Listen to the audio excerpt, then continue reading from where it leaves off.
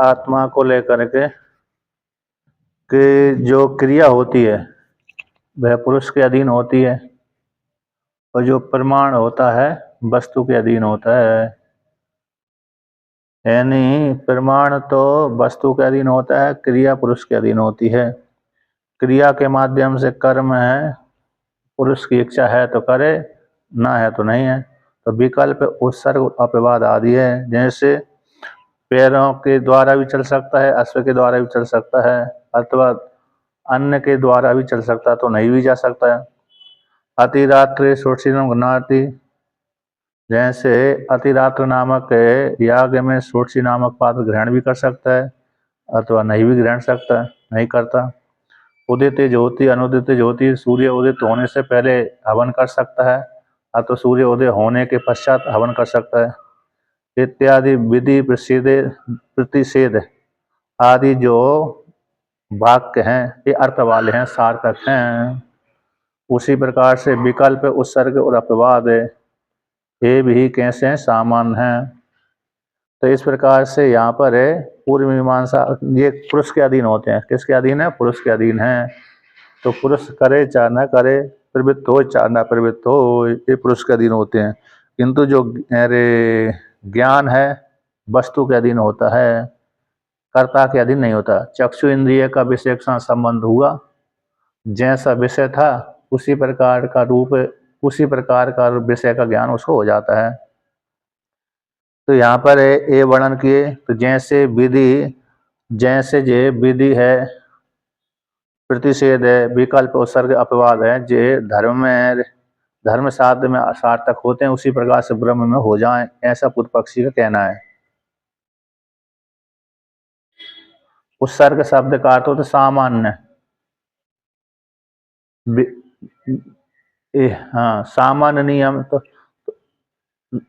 हाँ, अब इसी उत्सर्ग यानी सामान्य होता है। जैसे मां हिंसा सर्वभूतानि, ये सामान्य वाक्य है, किसी की हिंसा मत करो, लेकिन वेद में हिंसा आई है, यज्ञ में हिंसा होती है। मां हिंसा सर्वभूतानि ये वाक्य आता है। देखिए अब उसको दृष्टांत द्वारा समझाते हैं। 115 नंबर पृष्ठ पे दूसरी पंक्ति, विधि प्रतिषेधाश्च विकल्पादयस्य धर्मे साध्य, धर्म रूप साध्य में विधि है ये कार्य करो, प्रतिषेध है ये कार्य मत करो। विकल्प है, अरे विकल्प हो गया षोडशीनम पात्र ग्रहणाति, नहीं भी ग्रहण करता। तो धर्म साध्य में ये अर्थ वाले होते हैं, सावकाश होते हैं, अर्थ वाले सार्थक होते हैं, सावकाश वाले होते हैं। तो ते ब्रह्मणि शिवति, ब्रह्मणि अपि शिव ब्रह्म, सावकाशन अवकाश इनको प्राप्त हो रहा है, यानी अर्थ वाले सार्थक हैं, अर्थ वाले सहायता करने वाले हैं, प्राप्त करने योग्य हैं, ग्रहण करने के योग्य हैं। उसी प्रकार से अवकाश, इनका भी अवकाश हो रहा है। जैसे धर्म में अवकाश की प्राप्ति होती है, उसी प्रकार से ब्रह्म में भी अवकाश वाले हो जाएं। उत्सर्ग सामान अवकाश यानी इनकी प्राप्ति होती है। अवकाश का अर्थ होता है प्राप्त है, सावकाश कर दिए, सावकाश प्राप्त होने योग्य हैं, ग्रहण करने योग्य हैं। अवकाश अवसर प्राप्त हो, अवसर अवसर है, अवकाश है। अर्थात जैसे अर्थ वाले होने से सावकाश हैं, अर्थात ग्रहण किए जाते हैं, स्वीकार किए जाते हैं, ग्रहण किए जाते हैं, स्वीकार किए जाते हैं। जैसे धर्म में यानी कर्म कांड के विषय में जब धर्म की सिद्धि करते हैं, धर्म यानी वेद के द्वारा विहित कर्म कांड जब करते हैं, तो कर्म कांड में तो ये विधि परक वाक्य को भी ग्रहण कर सकते हैं, यानी विधि परक अग्निहोत्र आदि कर्म करें। इसमें तो अतिरात्र षोडशीनम गृह्णाति, तो ये अतिरात्र नामक याग में षोडशी नामक ग्रहण करता है ना। तो नहीं भी ग्रहण करता है, ग्रहण करता भी है और नहीं भी ग्रहण करता। तो अवकाश वाले हैं, अर्थ वाले होने से, अर्थ वाले होने, सार्थक होने से, प्रयोजन वाले होने से, सिद्ध वस्तु को मतलब फल, किसी न किसी फल को देने वाले होने से ये अवकाश प्राप्त हो जाता है, इनको मौका की प्राप्ति हो जाती है, ग्रहण करने के योग्य हो जाते हैं। तो इसलिए जो ग्रहण करने के योग्य हैं ये उसी प्रकार से ब्रह्म में भी हो जाएं। कौन? विधि प्रतिषेध और विकल्प आदि ये ब्रह्म में भी लागू हो जाएं, ये नियम। तो उसी प्रकार से अरे जैसे क्रिया के द्वारा तो इसका अर्थ है जैसे धर्म साध्य जो विधि प्रतिषेध और विकल्प आदि होते हैं, धर्म साध्य में नियम रूप से प्राप्त हो जाते हैं, उसी प्रकार से ब्रह्म की प्राप्ति भी विधि प्रतिषेध और विकल्प आदि के माध्यम से हो जाए, यानी क्रिया के द्वारा ब्रह्म की प्राप्ति हो जाए। जैसे क्रिया के माध्यम से स्वर्ग रूप फल की प्राप्ति होती है, क्रिया के माध्यम से कर्म करेगा तो क्रिया होगी, तो क्रिया रूप कर्म के माध्यम से जीवात्मा स्वर्गलोक फल को प्राप्त कर लेता है। तो क्रिया के द्वारा कर्म के द्वारा साध्य कौन हो गया? फल हो गया, स्वर्ग रूप फल हो गया। अब वह स्वर्ग रूप फल हो गया तो वह कृतक हो जाने से नष्ट हो जाता है। उसी प्रकार से ब्रह्म भी यदि क्रिया के द्वारा प्राप्त होता है, कर्म के द्वारा प्राप्त होगा, तो फिर वह भी विधि निषेध आदि के माध्यम से प्राप्त होगा, तो फिर वह भी उत्पन्न होने के कारण नष्ट हो जाएगा। सिद्धांत में पूर्व पक्षी के द्वारा तो प्राप्त हो जाए, लेकिन सिद्धांत में यदि ऐसे मानेंगे तो नष्ट हो जाएगा। तो जैसे अवकाश हो, जैसे धर्म साध्य में विधि है, प्रतिषेध है, विकल्प है, ये प्राप्त होते हैं, अवकाश है प्राप्त हो रहे हैं, ठीक है ना। अर्थ वाले होने से, सार्थक होने से अर्थ प्राप्त होते हैं। अवकाश शब्द का अर्थ जान लीजिए, प्राप्त होते हैं। धर्म में सावकाश है नहीं, प्राप्त होते हैं, ग्रहण किए जाते हैं, ठीक है ना। उसी प्रकार से अब यहाँ पर कहते हैं ये सामान्य नियम है विधि निषेध आदि को लेकर। यजेता, यजन करना चाहिए, ये विधि लिंग है। जीवात्मा यज्ञ करे, हवन करे, जो कर्मकांडी है अर्थात अधिकारी है। अधिकारी कौन हो गया? गृहस्थाश्रम वाला, जिसका जनेऊ आदि संस्कार हुआ है, तो ये शास्त्रीय विधि के अनुसार यज्ञ करे, तो ये सामान्य वाक हो गया यजेता। जैसे जो यजन करते हैं बिना जनेऊ आदि के, स्त्री पुरुष आदि, वो सामान्य है, वो आहुति कैसी हो जाती? सामान्य होती है। लेकिन जो नियम अग्निहोत्र आदि जो है प्रतिदिन नियम वाला, वो विशिष्ट हो जाता है। तो यजेता यजन करे, न सुराम पिबेता इत्यादि विधि निषेधा, तो सुरा का पान नहीं करना चाहिए। तो यहाँ पर यजेता शब्द से विधि आ गई, यानी यजन करना चाहिए। न सुराम पिबेता इस वाक्य के द्वारा निषेध कर दिया। विधि पहले वाक्य में विधि है, दूसरे वाक्य में भी विधि है, निषेध परक विधि। पिबेत भी विधि लिंग ही है, पान करना चाहिए, तो न निषेध का वाचक हो जाता है, तो सुरा का पान नहीं करना चाहिए। निषेध परक विधि हो गई। तो यहाँ पर विधि का अर्थ हो गए ऐसा कार्य करो, ये निषेध परक विधि हो गई, ऐसा कार्य तो मत करो। तो ये विधि निषेध वाले वाक्य होते हैं। जैसे ये जो हर कोई पैंट बूशर्ट आदि, शर्ट पैंट आदि पहन करके आहुति डालते हैं ना, तो वो यद्यपि उसका फल तो मिलता ही है, लेकिन वो सामान्य है, ऐसा ही है, शास्त्रीय वाला नहीं है, ठीक है ना, काम चलाऊ सरकार वाला है। अब यहाँ पर ये विधि वाक्य और निषेध परक वाक्य दो गए। तो इसी न सुराम प्रवेता, यदि ऐसा करते हैं, सुरा का पान करते हैं, तो इंद्रिय खराब हो जाती हैं। इंद्रिय खराब हो जाने से फिर व्यक्ति गलत कार्य करने लगता है। गलत कार्य करने लगेगा तो फिर नरक रूप फल को प्राप्त हो जाएगा। इस सुरा का पान करने से व्यक्ति नरक रूप फल की प्राप्ति करता है। अब कहते हैं व्रीहिभिर एवैर वह यजेता इति संभावितो विकल्पा, ये विकल्प है। व्रीहि के द्वारा यजन करे अथवा यव के द्वारा यजन करे, तो ये विकल्प आता है, संभावित विकल्प है, मतलब इसकी संभावना इसको ग्रहण कर सकते हैं। तो चाहे चावल के द्वारा हवन करे, चाहे जौ के द्वारा हवन करे, व्रीहि शब्द से चावल आ जाएंगे, तंडुल आ जाएंगे, और एव शब्द से जौ आ जाएंगे। तो जौ के द्वारा से हवन करते हैं तो उससे चावल भी डालते हैं और जौ भी डालते हैं, है कि नहीं। यज्ञ करने जो साकल बनाते हैं ब्राह्मण, तो वहाँ पर विकल्प आता है, चाहे व्रीहि के द्वारा हवन करे, चाहे चावल के द्वारा, मतलब ये जौ के द्वारा हवन करें, तो ज्यादातर तो जौ ही डाल देते हैं। तो ये संभावित विकल्प है। तो ग्रहण अग्रहणाय और ऐच्छिका, जहाँ पर इसमें एक ग्रहण है, एक अग्रहण ऐच्छिक है, इच्छा के अनुसार आप ग्रहण कर सकते हैं, चाहे चावल का ग्रहण कर सकते हैं, चाहे जौ का ग्रहण कर सकते हैं। ये विकल्प हो गया। दूसरा विकल्प कहते हैं व्यवस्थित विकल्प। व्यवस्थित विकल्प को लेकर कहते हैं उदित अनुदित होमयोर व्यवस्थित विकल्प उदित होने पर हवन करे अथवा उदित नहीं हो पाए सूर्य भगवान इससे पहले ही हवन कर दे। सूर्य भगवान के उदित होने के पश्चात हवन करे अथवा सूर्य उदित हो ही नहीं पाए, सूर्य भगवान उदित हो ही नहीं पाए, इससे पहले भी हवन कर दे तो व्यवस्थित विकल्प हो गया। ये हो गया विकल्प है। तो विधि है, प्रतिषेध है और विकल्प, तीन शब्द हो गए। एक सामान्य विकल्प हो गए, एक व्यवस्थित विकल्प है, व्यवस्था को लेकर के। तो जैसे व्यवस्था विकल्प हो गए ना, तो इतने समय पे कर ले।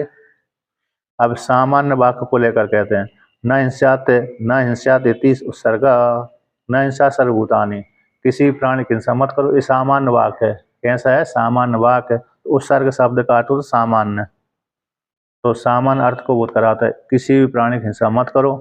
तो ऐसा वाक्य बोल दिया। अब इसका अपवाद करते हैं।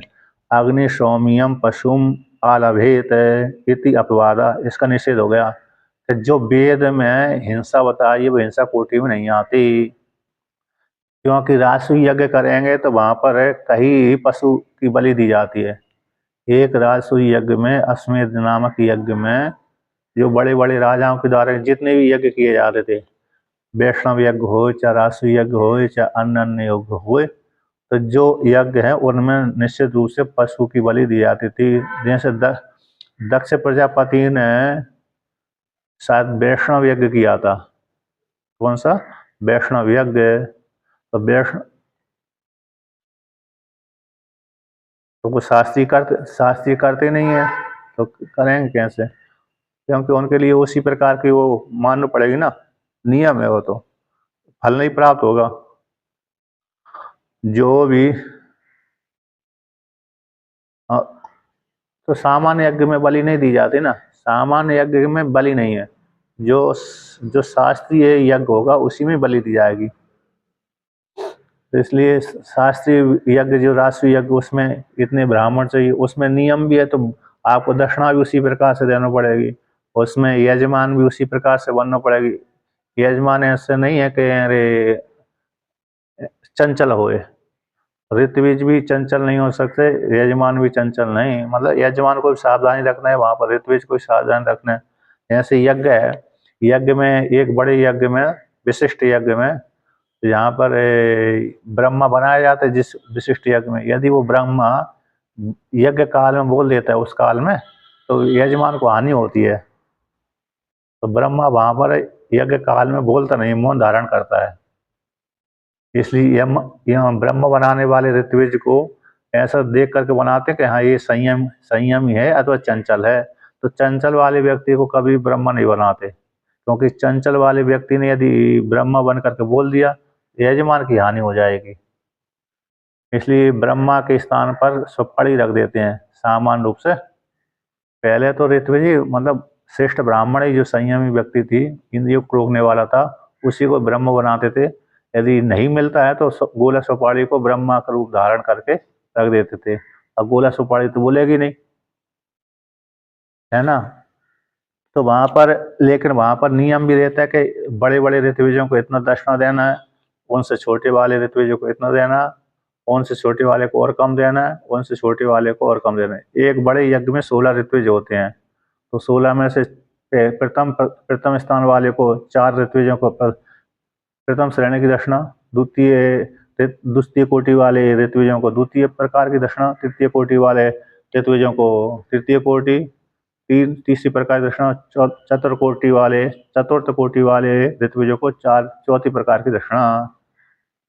किसी को 100 रुपये देना है तो दूसरे नंबर वाले को 75, तीसरे वाले को 50, चौथे वाले को 25, ऐसे वहां पर दी जाती थी। तो इसलिए वो बड़े बड़े यज्ञों में नियम धारण किया जाता है। अभी भी करते हैं यज्ञ, सावधान होकर के करते हैं, बहुत से व्यक्ति नियम पालन करते हैं। लेकिन जिस यज्ञ में बलि दी जाती वहां पर बलि होती है, और जहाँ पर बलि नहीं है, जिस यज्ञ में नहीं है, वहां पर नहीं देते। तो यहाँ पर यह है कि म हिंसा सर्वभूतानि, ये वाक्य हिंसा मत करने चाहिए, न हिंसा आता है, ये सामान्य वाक्य है।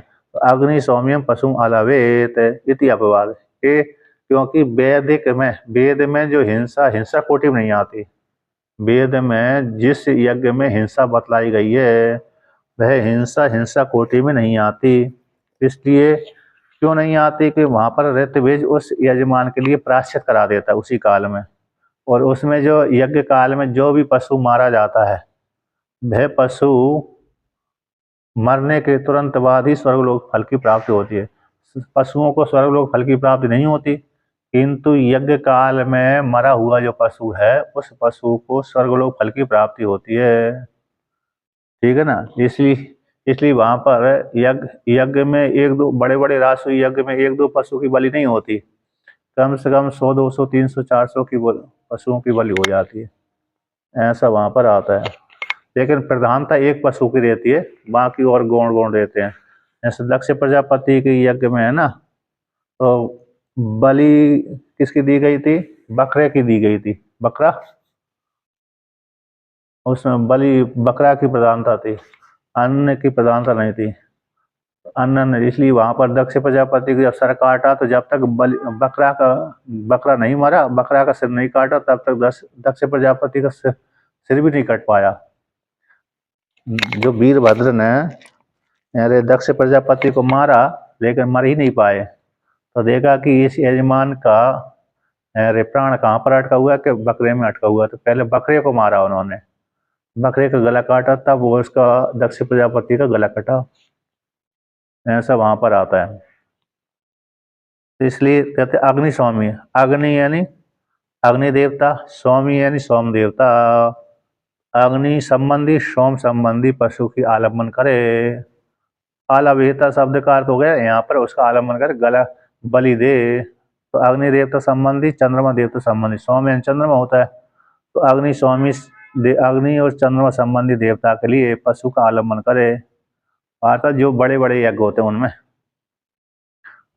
अब आगे कहते हैं इति आहवनीय ज्योति इति उसर्ग है, तो ये सामान्य वाक्य है। तथा उसी प्रकार से दूसरा आहवनीय ज्योति, आहवनीय ज्योति में हवन करे। आहवनीय ज्योति, तो आहवनीय नामक अग्नि में अग्नि अग्नि, दक्षिणायनी अग्नि और घारपत्य अग्नि, ये तीन प्रकार की अग्नि होती। इनकी प्रधानता है आवनीय, घारपत्य, दक्षिणाग्नि। अग्नि एक ही होती है, उसकी अलग अलग कुंड में रख देने से तीन प्रकार के नाम हो जाता है। एक में रे पकाया जाता है, एक में हवन किया जाता है, एक में सामान्य अग्निहोत्रादि कर्म किया जाता है, एक में भोजन आदि पका लेते हैं। तो कुंड अलग अलग होते हैं, उसी को फिर इस प्रकार से आवनीय, दक्षिणाग्नि, घारपत्य, ये नाम दे देते हैं। तो जैसे यज्ञ पशु अरे हवन के लिए चरु पकाए जाते हैं, अनभारे पचन हो गए, और हवन किया जाता, हवन किया जाता हवनी अग्नि हो गई। दक्षिणाग्नि दक्षिण दिशा के कुंड में रखी जाती है, दक्षिणाग्नि अग्नि होती है, उसमें अन्न भी भोजन आदि पकाया जाता है। वो इसको लेकर इस प्रकार से अग्नियों का वर्णन आता है। तो यहाँ पर आवनी ज्योति, आवनी अग्नि में हवन करे, ये सामान्य नियम है। अब कहते हैं अपवाद, इसको कहते हैं अश्वस्य पदे पदे ज्योति इति अपवाद इति विवेका। अश्व के, जब अश्व चलता है, अश्व के चार पैर होते हैं ना, तो चार पैर के वहाँ पर स्थान पर पदे पदे पे एक एक पैर पे हवन करे। हवन करे तो वहाँ पर ऐसा आता है, यज्ञशाला में यदि बंधा हुआ अश्व, यज्ञशाला में बंधा हुआ जो अश्व होता है, उसके चार स्थान पर एक कुंड बनाते, तो पदे पदे, तो पदे पदे पे हवन करें। तो जहाँ पर अश्व ने पैर रखा होगा वहाँ पर हवन करते हैं यज्ञशाला वाले में। यज्ञशाला वाले अश्व जो बंधा हुआ था, अश्वमेध नामक यज्ञ में ही अश्व बंधा रहता है। अश्वमेध नामक जो यज्ञ होता है उसमें ही अश्व बंधा रहता है, दूसरे दूसरे वाले यज्ञ में नहीं रहता।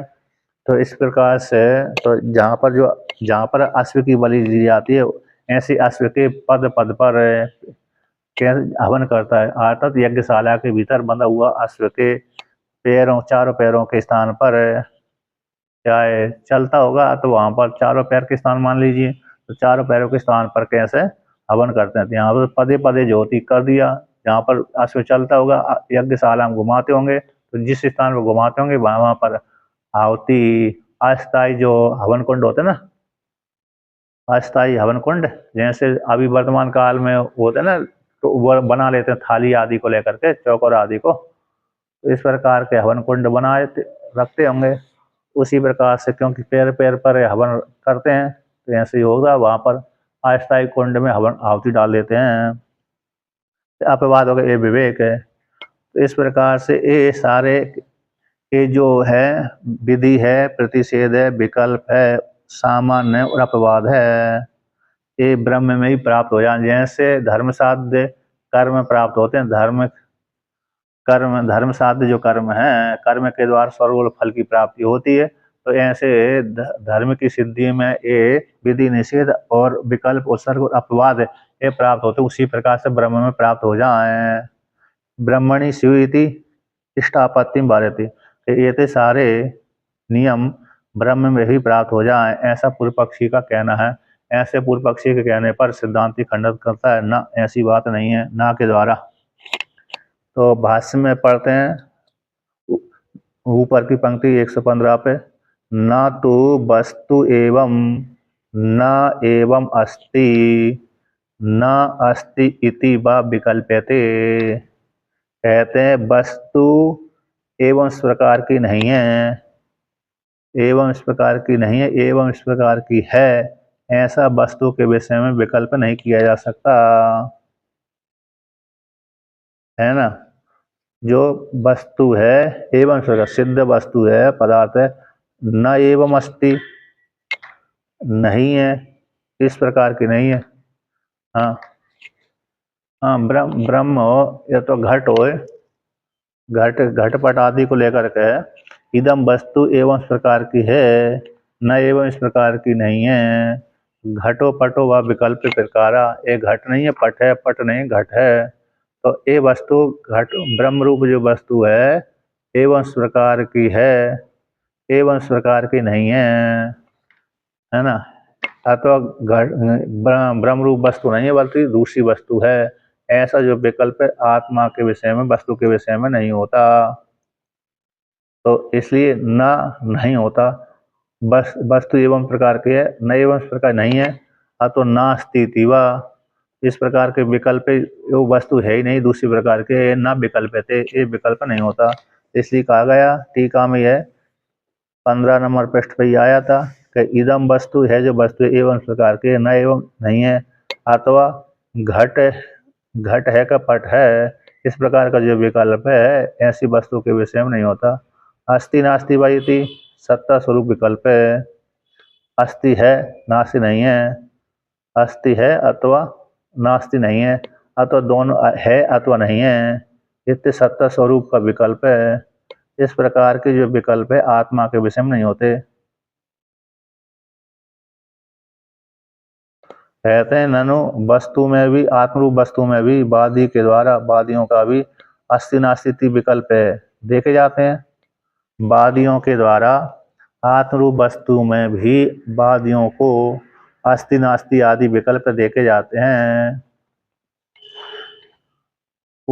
वस्तु के विषय में यहाँ पर वर्णन करते हैं ना, प्रकार को विकल्प वर्णन कर दिए। यहाँ पर यह वस्तु है, ये वस्तु घटू वस्तु है, एवं इस प्रकार का नहीं है। जैसे घटपट आदि प्रकार का विकल्प, एक घट है, घटे का पट है, इस प्रकार का विकल्प दिखलाया था। अस्ति है नास्ति नहीं है, इति वा सत्तर स्वरूप विकल्प है, कोई वस्तु है अथवा नहीं है। वस्तु है, अस्ति है और नास्ति नहीं है, इति। तो इति इस प्रकार, तो है पने का नहीं पने का, तो यहाँ पर सत्तर स्वरूप विकल्प वर्णन किया गया। कोई वस्तु है तो मैं अस्थि रूप से स्वीकार करते हैं, कोई वस्तु नहीं है तो वहां पर भी अस्थि रूप से निषेध कर दिया। तो सत्ता स्वरूप को लेकर के विकल्प आया। इस प्रकार से आत्मरूप वस्तु में वादी भी अस्थि नास्ति को लेकर के विकल्प करते हैं। जैसे बहुत से कहते हैं आत्मा है, कोई कहते नहीं है। नहीं अरे कौन, जैन बौद्ध आदि के विषय, जैनों के विषय में ऐसे ही आता है कि बोलते हैं हो भी सकती नहीं भी हो सकती, आत्मा हो भी सकती है आत्मा नहीं भी हो सकती है, ये वस्तु हो भी सकती है या नहीं भी हो सकती है। जैसे मांडू कारिका में एक कारिका आती, अस्ति नास्ति नास्ति अस्ति, अस्ति नास्ति नास्ति अस्ति, नास्ति नास्ति वादिना। कोई कहता है, कोई कहता नहीं है, कोई कहता है और नहीं भी है। तो ऐसे वहां पर मांडू उपनिषद की कारिका में अला शांति प्रकरण में आता है, वादियों के मतों को लेकर के उजागर करते हैं वहां पर। तो ये विकल्प आत्म वस्तुओं में नहीं है। कहते हैं विकल्प किसको अपेक्षा को लेकर कहते हैं? जो विकल्प आदि है, इतने भी जो विकल्प हैं मन स्पंदित मात्र हैं, संशय विकल्प संशय विपर्य रूप वाले हैं। ये परमा रूप नहीं होते, ज्ञान रूप नहीं होते, ज्ञान रूप नहीं होते।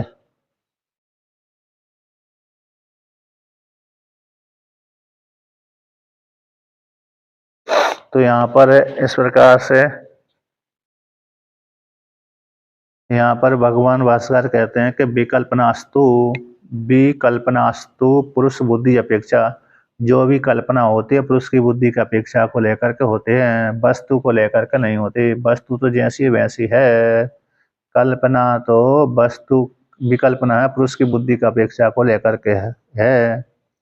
जैसे यहाँ पर कहते हैं टीका में आता है मन स्पंदित मात्र, मन स्पंदित मात्र विकल्प है, मन की कल्पना मात्र।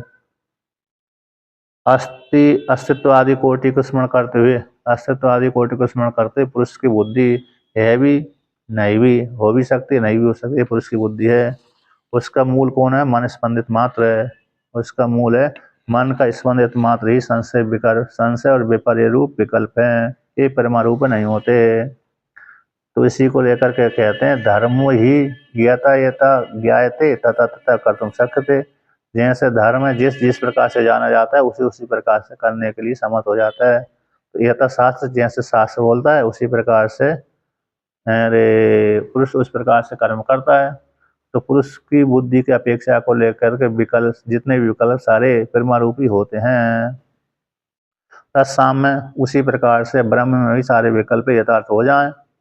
जैसे जैसे शास्त्र होता है तो शास्त्र जैसे जैसे उपदेश करता है उसी प्रकार से उसकी बुद्धि का अपेक्षा को लेकर के विकल्प है। जितने विकल्प आए विधि निषेध आदि सामन और अपवाद आदि ये सारे परमारूप हो जाएंगे। तो धर्म जैसे जैसे जाना जाता है उसी उसी प्रकार से करने के लिए शक्त हो जाता है व्यक्ति। जैसे जैसे वेद बताता है कि ऐसे ऐसे कर्म करो, वेद वेद ने ज्ञान करा दिया, तो वेद ने ज्ञान करा दिया तो उसी प्रकार से व्यक्ति कर्म करता है। तो जैसे शास्त्र उसी प्रकार से बुद्धि बनती है। तो पुरुष की बुद्धि की अपेक्षा को लेकर के विकल्प जितने भी आए शास्त्र में सारे परमारूप होते हैं। उसी प्रकार से ब्रह्म के विषय में भी विकल्प हो जाए, विधि प्रतिषेध और सर्ग अपवाद ये हो जाए विकल्प आदि। तो ऐसी प्राप्ति हो जाने पर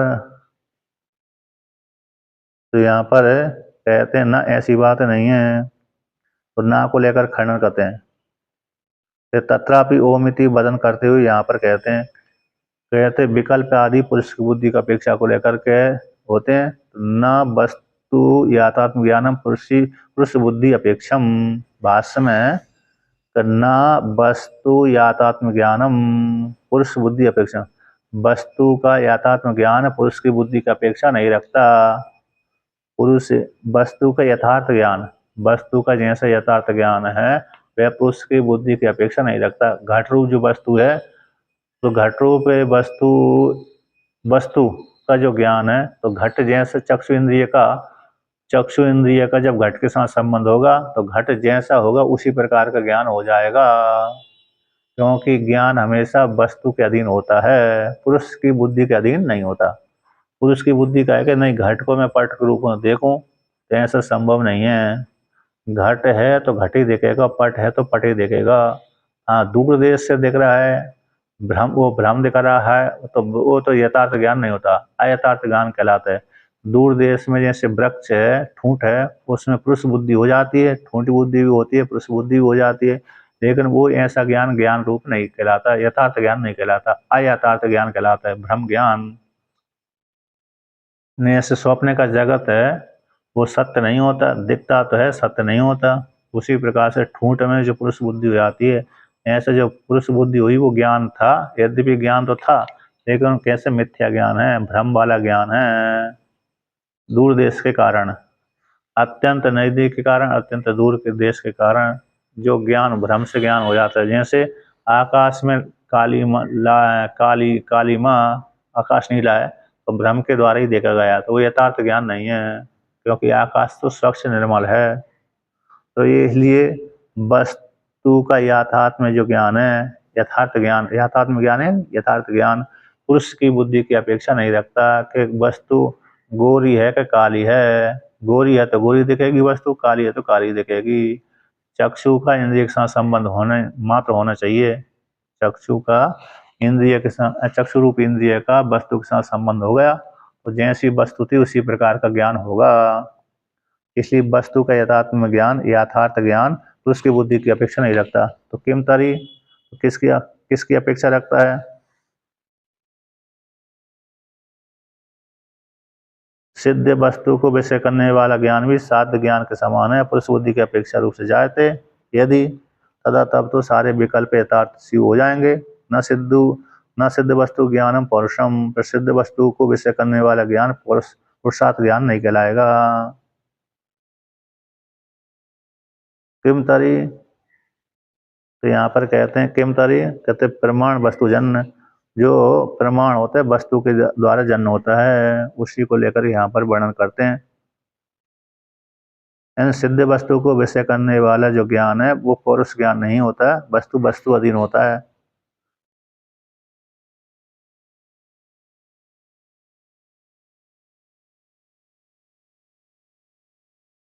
तो मतलब यहाँ पर कहते हैं ना, तो वस्तु तंत्रम एव तत्, यहाँ पर आया था कि सिद्ध वस्तु का ज्ञान भी यदि साध्य ज्ञान के समान मानेंगे, साध्य ज्ञान के समान मानेंगे तो पुरुष की बुद्धि की अपेक्षा को लेकर उत्पन्न होगा, तथा तब तो सारे जितने भी विकल्प हैं यथार्थ हो जाएंगे। किंतु ऐसा नहीं कि सिद्ध वस्तु फिर है, क्योंकि सिद्ध वस्तु का जो ज्ञान है पुरुष के अधीन नहीं होता बल्कि वस्तु के अधीन होता है।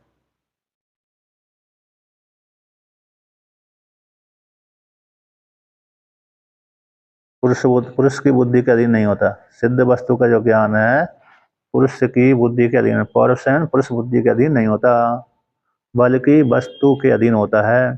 प्रमाण वस्तु जन्य होता है। प्रमाण ज्ञान है वस्तु के द्वारा जन्म होता है, जैसी वस्तु होगी उसी प्रकार से ज्ञान होगा। तो वस्तु तंत्र जो सिद्ध वस्तु का ज्ञान है वस्तु तंत्र में, वस्तु तंत्र के तंत्र अधीन, तो वस्तु के अधीन ही, तंत्र शब्द का अर्थ होता है अधीन, तो वस्तु के अधीन ही ज्ञान होता है। तत्न में सिद्ध वस्तु का ज्ञान है वो वस्तु के अधीन होता है। घट, घट सिद्ध वस्तु है, तो घट जब सिद्ध वस्तु है तो घट जैसा रहेगा उसी प्रकार ज्ञान होगा। कोई जैसे बालक है, छोटा सा बालक है, 5 वर्ष का, 6 वर्ष का, 10 वर्ष का, अब वो बालक जैसा होगा उसी प्रकार का ज्ञान होगा। यदि गोरा बालक है तो गोरा ही ज्ञान होगा, यदि काला बालक है तो काला ही ज्ञान होगा कि ये गोरा बालक है, काला बालक है। तो वस्तु होगा ना, बालक रूप जो वस्तु है वह जैसा होगा उसी प्रकार का व्यक्ति को ज्ञान होगा, सामने वाले को, एक गोरा है कि काला है। इसलिए यहाँ पर विकल्प नहीं चलता। जो वस्तु का ज्ञान है प्रमाण के द्वारा जन्म होता है, यानी वस्तु के अधीन ही ज्ञान होता है। पुरुष की बुद्धि, यहाँ पर पुरुष की बुद्धि की अपेक्षा नहीं है कि पुरुष कहे कि नहीं गोरा तो है लेकिन काला हमको देखे, तो ऐसा संभव नहीं है। हाँ, योगी योगी योगी परिवर्तन कर लेते हैं। योगी मतलब गोरे को काला बना सकते हैं, लेकिन जब काला बनाएंगे तो वो काले ज्ञान होगा। योगी यदि गोरी वस्तु को काला जब बना देते हैं तो पहले गोरी थी उसी को थोड़ी देर में काला बना दिया, फिर भी थोड़ी देर तक का लिए गोरा ज्ञान हुआ था, बाद में काला ज्ञान हो जाएगा। इसलिए जो भी ज्ञान होता है वह वस्तु के अधीन होता है। और उसी को दृष्टांत द्वारा समझाते हैं। नहीं स्थाणु एकस्मिन् स्थाणुर्वा पुरुषो अन्य व तत्व ज्ञानम भवति, यानी क्योंकि एक स्थाणु में तो स्थाणु है अथवा पुरुष से अथवा अन्य है, ऐसा तत्व ज्ञान नहीं होता है ना, ऐसा यथार्थ ज्ञान नहीं होता है। एक स्थाणु में एक ठूंठ खड़ा हुआ है, एक अस्मिन स्थाणु, एक स्थाणु में स्थाणु है अथवा पुरुष है अथवा अन्य है, ऐसा तत्व ज्ञान नहीं होता बल्कि स्थाणु है,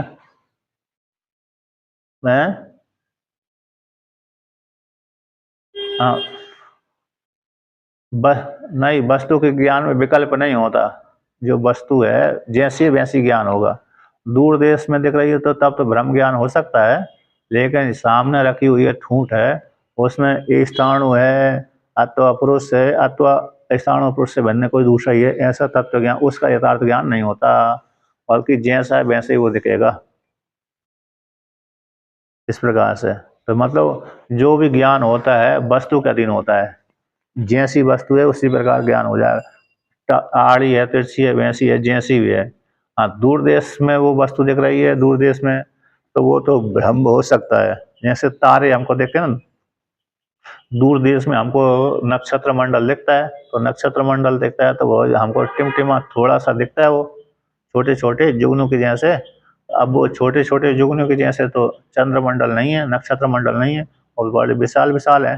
वो ग्रह है ना, ग्रह विशेष है, तो विशाल है, तो वो तो हमको भ्रम से इतने छोटे छोटे दिख रहे हैं, यथार्थ नहीं है। वहाँ की वास्तव में जब नजदीक में जाएंगे तो विशिष्ट हैं, अरे बहुत विशाल विशाल दिखेंगे, तो वो परोक्ष हैं, मतलब वो शास्त्र के द्वारा ही हम जान सकते हैं। इसलिए वो जहाँ पर जो यथार्थ छोटा छोटा जुगनू के समान जो ज्ञान हो रहा है, वो ज्ञान तो भ्रम ज्ञान है, यथार्थ ज्ञान नहीं है। यथार्थ जैसे स्वर्ग है, स्वर्ग को हम वहीं पर जाकर शास्त्र के माध्यम से देख सकते हैं, ऐसे प्रत्यक्ष प्रमाण के द्वारा हम उसको नहीं देख सकते। तो दूर देश की वस्तु हमको जो भ्रम से इस प्रकार दिखती है, वो यथार्थ नहीं होती। नजदीक वाली वस्तु है ना, नजदीक वाली वस्तु वो यथार्थ दिखती, जैसी है वैसी ज्ञान होगा। हाँ, नक्षत्र मंडल में प्रकाश दिखता है, तो प्रकाश वाली वस्तु है वो, इस प्रकार से उसी को कहते हैं तत्र पुरुष अन्यो व इति मिथ्या ज्ञानम। तो एक स्थानों में जो पुरुष ज्ञान हो रहा है अथवा अन्य ज्ञान हो रहा है, वो मिथ्या ज्ञान है। स्थानों में जैसे एक स्थानों में स्थाणु है अथवा पुरुष है अथवा अन्य है कोई, ऐसा तत्व ज्ञान नहीं होता, यथार्थ ज्ञान नहीं होता। तत्र वहां पर यदि ऐसा ज्ञान करेंगे, स्थाणु पुरुष का ज्ञान अथवा अन्य ज्ञान, ये दोनों ज्ञान कैसे मिथ्या ज्ञान है। ये दोनों ज्ञान कैसे हो रहे हैं, मिथ्या ज्ञान के द्वारा, मिथ्या ज्ञान ही है वो। इसलिए टीका में कहा गया कि वस्तु का एक रूप होने से एक ज्ञान ही परमा है, अन्य विकल्प यथार्था इति। 116 नंबर पृष्ठ की तीसरी पंक्ति नीचे से, तथा उसी प्रकार वस्तु का एक रूप होने से एक ही ज्ञान होगा, एक ज्ञान में एक ज्ञान एक परमा, है ना। वस्तु का एक रूप होने से एक ज्ञान की एक परमा होती है।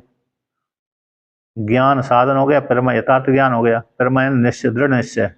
ज्ञान करण होता है, तो ज्ञान कारण हो गया, ज्ञान का जो परमा हो गई यथार्थ ज्ञान, अनुभूति ज्ञान, वो साध हो जाता है। तो परमा ज्ञान का कारण ज्ञान, जैसे मति, मति है ना, बुद्धि। इसलिए एक रूप, वस्तु के एक रूप होने से एक ज्ञान ही एक परमा है, अन्य सारे विकल्प अयथार्थ कहलाते हैं। तो पुरुष है, स्थान पुरुष है, अन्य है जो विकल्प है वो अयथार्थ है, और अयथार्थ वस्तु का कैसे होते हैं, वह मिथ्या ज्ञान कहलाता है। एक एक स्थानों के निश्चय हो जाने पर सारे विकल्प यथार्थ न भवंती, जितने विकल्प हैं यथार्थ नहीं होते। स्थाणु ही स्थाणु स्थाणु एव इति अवधारणा सिद्धि। स्थाणु के निश्चय हो जाने पर सारे जितने विकल्प, पुरुष विकल्प है और अन्य विकल्प है, सारे यथार्थ न भवंती, यथार्थ नहीं होते, एक ही होती है।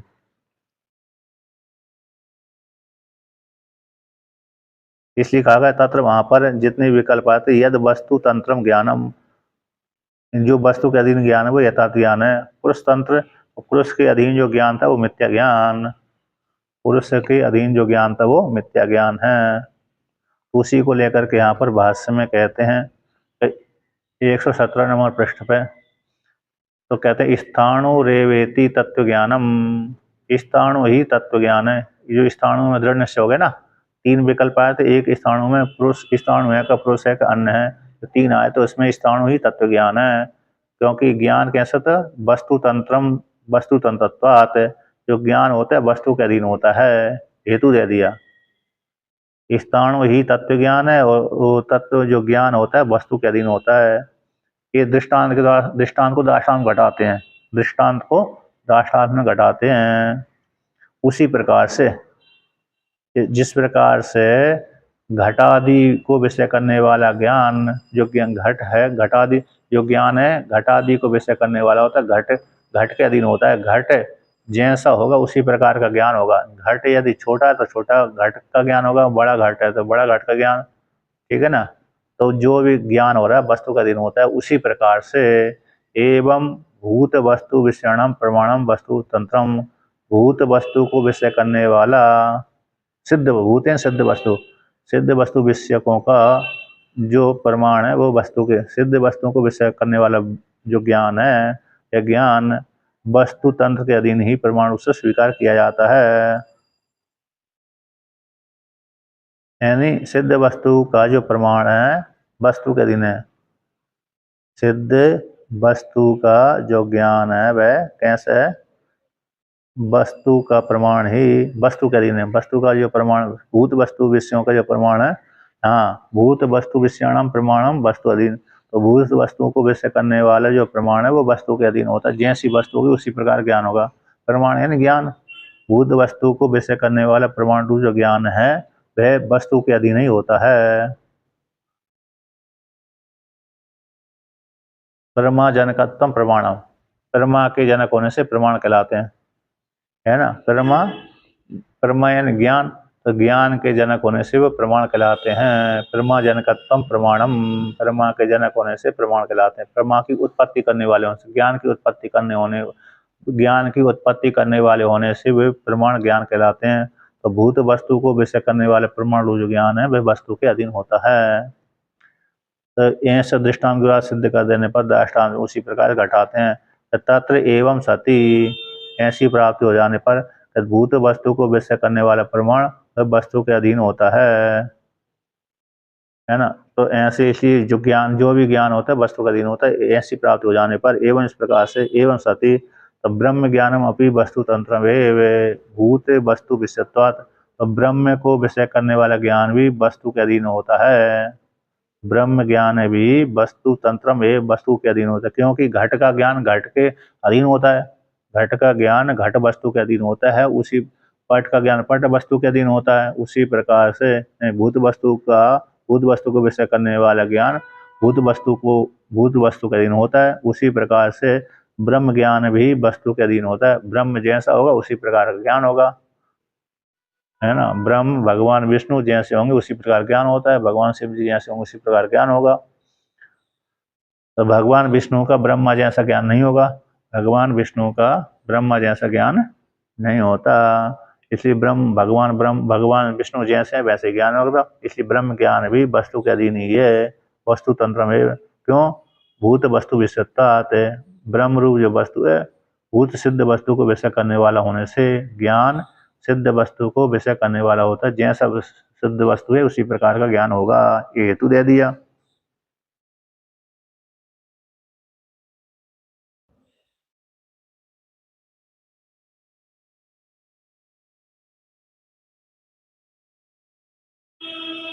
इसमें इसको अनुमान के द्वारा सिद्ध किया गया है। तीसरी पंक्ति 117 नंबर पृष्ठ पे कि सिद्ध अर्थ में ज्ञान परमात्म का, ज्ञान की परमा का वस्तु के अधीन सिद्ध हो जाने पर, वस्तु अधीनत्व की प्राप्ति हो जाने पर, जो ज्ञान जो परमा है वस्तु के अधीन की प्राप्ति हो जाने पर ब्रह्म ज्ञान भी वस्तु के द्वारा जन्म है। तो वस्तु के द्वारा जन्म होने का कारण यथार्थ ज्ञान कहलाता है। वह पुरुष के अधीन नहीं है, न पुरुष तंत्र में पुरुष के अधीन नहीं है, क्योंकि भूतार्थ विषयत्वात्, भूत सिद्ध वस्तु को विषय करने वाला होने से ज्ञान स्थाणु ज्ञान के समान, जैसे स्थाणु ज्ञान दृष्टांत हो गया, जैसे स्थाणु उसी प्रकार का स्थाणु ज्ञान हो जाता है ना।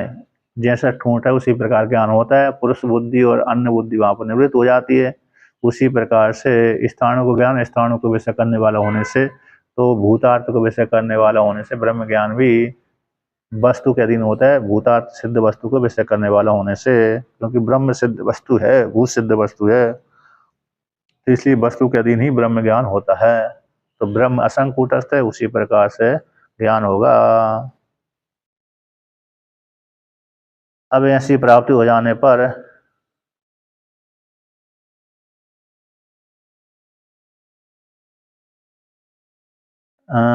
इसलिए निगमन कर दिया यहाँ पर। तो यहाँ पर वर्णन करते हैं कि जैसे सात अर्थ में, यानी स्वर्ग रूप फल की प्राप्ति के लिए, स्वर्ग रूप चौथी पंक्ति का 1 2 3 चौथी पंक्ति है टीका की 117 नंबर पृष्ठ पर। जैसे सात अर्थ में अतः इसी हेतु से सात अर्थ आ गए क्रिया के द्वारा स्वर्गलोक फल की प्राप्ति में, क्रिया के द्वारा स्वर्गलोक फल की प्राप्ति में सारे जो विकल्प पुरुष के अधीन होते हैं। क्रिया के माध्यम से स्वर्ग फल प्राप्त होता है। तो स्वर्ग की प्राप्ति में जितने भी साधन आए, स्वर्ग की प्राप्ति में जितने भी साधन आए वे उसमें जो विकल्प आदि आते हैं, अग्नि मतलब कैसा कहते प्रातः काल हवन करे, मतलब सूर्योदय होने से पहले हवन कर दे, अथवा बाद में हवन करे, व्रीहि से हवन करे अथवा जौ से हवन करे, इत्यादि जो विकल्प है वो पुरुष के अधीन है। सिद्धार्थ में ऐसा नहीं होता। सिद्धार्थ में ब्रह्म वस्तु के विषय में ऐसा नहीं होता। जैसे ब्रह्म सिद्ध वस्तु घट हो गया, तो घट जैसा है वैसे ज्ञान होगा, वहां पर विकल्प आदि नहीं चलता। तो इसलिए विलक्षण होते हैं, इसमें विलक्षण होता है, सिद्ध वस्तु के विषय में विलक्षण होते। न धर्म साम्यम, धर्म की समानता ब्रह्म में नहीं है। जैसे धर्म की समानता कर रहे थे, धर्म में जैसे सारे विकल्प आ रहे थे, उसी प्रकार ब्रह्म में स्वीकार कर लेना चाहिए, ऐसा पूर्व पक्षी की अपेक्षा थी, करना ऐसी बात नहीं है। तो मनन आदि अपेक्षा सिद्ध इति भावा। तो ब्रह्म को चिंतन करने के लिए मनन आदि की अपेक्षा होती है। मतलब मनन आदि की अपेक्षा क्यों होती है? क्योंकि यदि उत्तम अधिकारी है तो श्रवण करने से ज्ञान हो जाता है, ठीक है ना। यदि उत्तम अधिकारी है तो वो श्रवण करने से भी ज्ञान हो जाता है, मनन आदि की अपेक्षा उसको वहां पर नहीं रहती। यदि मध्यम अधिकारी है, कनिष्ठ अधिकारी है, तो श्रवण मनन निध्यासन आदि की अपेक्षा होती है, ठीक है ना। वो अधिकारी को लेकर के नियम नहीं है ले, ठीक है ना। तो इसलिए मनन आदि की अपेक्षा ब्रह्म के लिए है। मनन आदि की अपेक्षा इसलिए जो धर्म आदि विकल्प आदि की अपेक्षा नहीं है ब्रह्म के लिए। ब्रह्म सिद्ध वस्तु को प्राप्त करने के लिए विकल्प आदि की आवश्यकता नहीं है, बल्कि मनन आदि की अपेक्षा होती है। ना समानता नहीं है, तो ब्रह्म के विषय में धर्म की समानता नहीं है, ब्रह्म के लिए तो मनन आदि की अपेक्षा होती है। इस प्रकार से वर्णन कर दिया।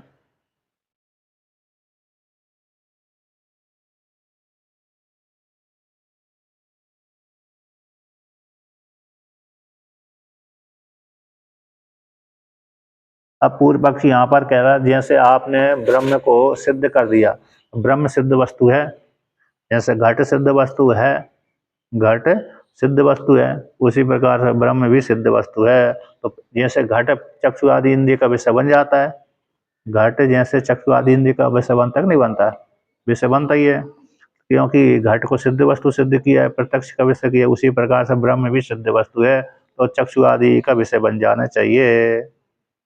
ब्रह्म भी प्रत्यक्ष आदि का विषय हो जाएगा, क्योंकि सिद्ध वस्तु होने से, तो धर्म से विलक्षण होने से। धर्म तो हमेशा कैसा है?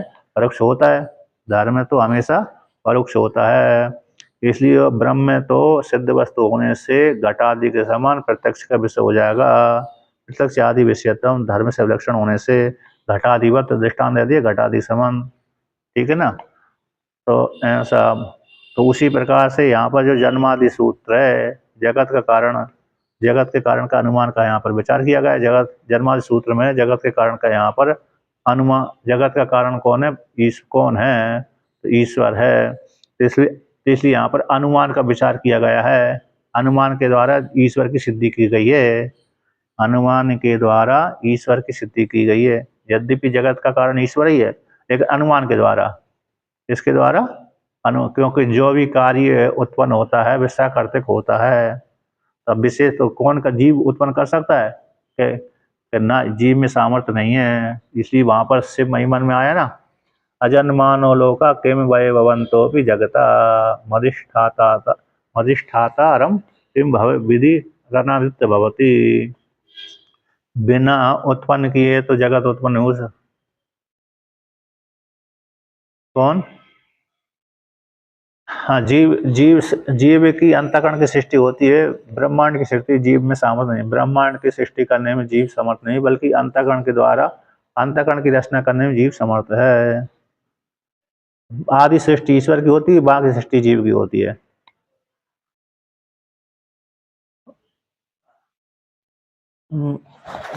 आगे आगे अंतःकरण करना मनोराज्य आदि करना जीव की सृष्टि कहलाती है। इस प्रकार से घर निर्माण आदि जो कर लेता ना जीव, ये जीव की सृष्टि हो गई। बनाना तोड़ना आदि सृष्टि ईश्वर की होती है। तो इसलिए यहाँ पर कहते हैं जो जन्मादि सूत्र में जगत कारण है ईश्वर है, उसमें अनुमान का ही विचार किया गया, अनुमान प्रमाण का ही विचार किया गया है। क्योंकि सिद्धार्थ में वो प्रमाण होने से न श्रुति, श्रुति यहाँ पर प्रमाण नहीं है। सिद्धार्थ में तस्य उस श्रुति का प्रमाण न होने से, सिद्धार्थ में श्रुति का प्रमाण न होने से तद विचार, श्रुति का विचार यहाँ पर निष्फल होता है, ऐसा पूर्व पक्षी का कहना है। पूर्व पक्षी का कहना है यहाँ से ही अनुमान प्रमाण का विचार करने के योग्य है। श्रुति सिद्धार्थ में तो उसी का ही, सिद्धार्थ में उस अनुमान का प्रमाण होने से श्रुति यहाँ पर प्रमाण नहीं है। सिद्धार्थ में उस श्रुति का प्रमाण न होने से उसका विचार, श्रुति का विचार निष्फल होता है। ऐसे पूर्व पक्षी के द्वारा शंका की जाने पर कहते हैं ननु भाष्य में ननु भूत वस्तुत्वे ब्रह्मणः प्रमाणांतर विषयत्वम एविति वेदांत वाक्य विचारणा अनर्थिका इति प्राप्ता, अनर्थिका ये प्राप्ता। तो यहाँ तक पूर्व पक्षी है। पूर्व पक्षी कहते हैं भूत वस्तुत्वे ब्रह्मणा, ब्रह्म का भूत वस्तु के द्वारा सिद्ध हो जाने पर तो प्रमाणांतर विषयत्वम है, तो प्रमाणांतर का विषय ब्रह्म बन जाएगा, क्योंकि ब्रह्म को सिद्ध वस्तु है। ब्रह्म कैसे सिद्ध वस्तु है, ब्रह्म के सिद्ध वस्तु हो जाने पर, क्योंकि ब्रह्म भूत वस्तु है ना, सिद्ध वस्तु है। जैसे घट है, घट सिद्ध वस्तु है, भूत वस्तु है, उसी प्रकार ब्रह्म भी है। तो ब्रह्म रूप, ब्रह्म का भूत सिद्ध हो जाने पर जैसे घट चक्षु आदि प्रमाणों के द्वारा प्राप्त हो जाए, तो उसी प्रकार से ब्रह्म भी प्रमाणांतर के विषय हो जाएगा, प्रमाणांतर के विषय हो जाएगा, प्रत्यक्ष प्रमाण का विषय हो जाएगा, अनुमान प्रमाण का विषय हो जाएगा। ऐसे पर्वत पे रहने वाली अग्नि, पर्वत पे देखने वाली धूम रूप लिंग से अग्नि का ज्ञान हो जाता है, उसी प्रकार से अनुमान आदि प्रमाण के माध्यम से ब्रह्म का ज्ञान हो जाएगा। तो इसलिए प्रमाणांतर का विषय प्रत्यक्ष प्रमाण का विषय बन सकता है, अनुमान प्रमाण का विषय बन सकता है, उपमान प्रमाण का विषय बन सकता है, अर्थापत्ति अनुपलब्धि आदि प्रमाण का विषय बन सकता है ब्रह्म में। इसलिए यहाँ पर इनका विषय बन जाएगा ब्रह्म। तो वेदांत वाक्य विचारणा अनर्थिका ये प्राप्त है। तो वेदांत वाक्य को यहाँ पर विचार किया जा रहा है ब्रह्म सूत्र में। अतः तो ब्रह्म जिज्ञासा जन्माद्यस्य इत्यादि सूत्रों के माध्यम से, तत्व समन्वय आदि सूत्रों के माध्यम से वेदांत वाक्यों का जो विचार किया जा रहा है वो तो व्यर्थ ही प्राप्त हो रहा है। व्यर्थ ही क्यों? जब ब्रह्म रूप ईश्वर का सिद्ध वस्तु सिद्ध हो जाने पर घटादि के समान, तो घटादि वस्तु जैसे प्रत्यक्ष आदि प्रमाण के द्वारा जान लिए जाते हैं, उसी प्रकार से ब्रह्म भी सिद्ध वस्तु होने से प्रत्यक्ष आदि प्रमाण का विषय बन जाएगा। न इसमें श्रुति की अपेक्षा क्यों लेना? जैसे ठंडी के समय अग्नि को हर कोई सेंकता है, ठंडी काल में अग्नि को सेवन करता है व्यक्ति। तो प्रत्यक्ष आदि प्रमाण के द्वारा सिद्ध होगा कि ठंडी की औषधि अग्नि है। ठंडी की औषधि कौन है? अग्नि है। ठंडी के काल में गर्मी लाने के लिए अग्नि क्या करता है? व्यक्ति अग्नि का सेवन करता है ठंड भगाने के लिए। तो अग्नि हिमस्य भेषजम, अग्नि ठंडी की औषधि है, ऐसा वाक्य आता है। इसलिए इसमें श्रुति प्रमाण की आवश्यकता यहाँ पर नहीं रहती। श्रुति की वेद की अपेक्षा नहीं होती कि भाई अग्नि ठंडी की औषधि है, ऐसा वेद पढ़ने की आवश्यकता नहीं। तो वेद का ज्ञान लेने की आवश्यकता नहीं है। ये तो प्रत्यक्ष प्रमाण के द्वारा देखा जाता है। व्यक्ति को जब ठंड लगती है तो अपने आप ही पशु हो, चाहे पक्षी हो, चाहे मनुष्य हो, अग्नि के पास में पहुंच जाता है ठंड भगाने के लिए। इसलिए जिस प्रकार से यहाँ, इसलिए प्रमाण ब्रह्म भी सिद्ध वस्तु हो जाने से प्रमाणांतर का विषय बन जाएगा, यानी प्रत्यक्ष आदि प्रमाणों का विषय बन जाएगा। इसलिए वेदांत वाक्य जो विचार किए जा रहे हैं सूत्रों के माध्यम से, वो अनर्थ रूप से प्राप्त हो गए। ऐसा पूर्व पक्षी के द्वारा प्राप्त हो जाने पर सिद्धांती खंडन करता ना, ऐसी बात नहीं है।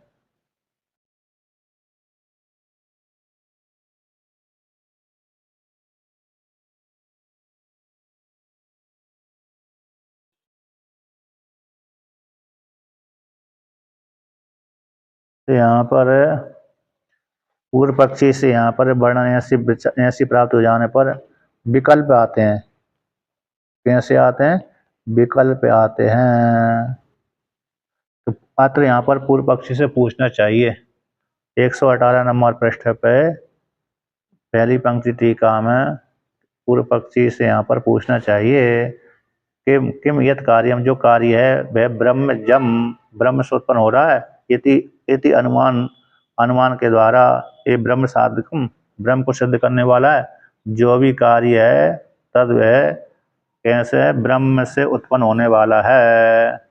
इति इस प्रकार से जो जो कार्य है वह व्याप्ति हो गई। यत यत कार्यम तद तद ब्रह्म जम, अनुमान अनुमान प्रमाण ब्रह्म को सिद्ध करने वाला है। किंबा अथवा यत कार्यम तत् सा कारणम, कहते जो कार्य है वह कारण के कारण वाला होता है, सा कारण वाला होता है। जो भी कार्य है किसी न किसी कर्ता के द्वारा उत्पन्न हुआ है। जो भी कार्य है उसका कोई ना कोई कर्ता जरूर, उपादान कारण भले ही दूसरा हो लेकिन कर्ता तो निमित्त कारण कोई ना कोई होना चाहिए। किंबा यत जो कार्य है वह तत् सा कारणम, तत्व वह कार्य सा कारण वाला है।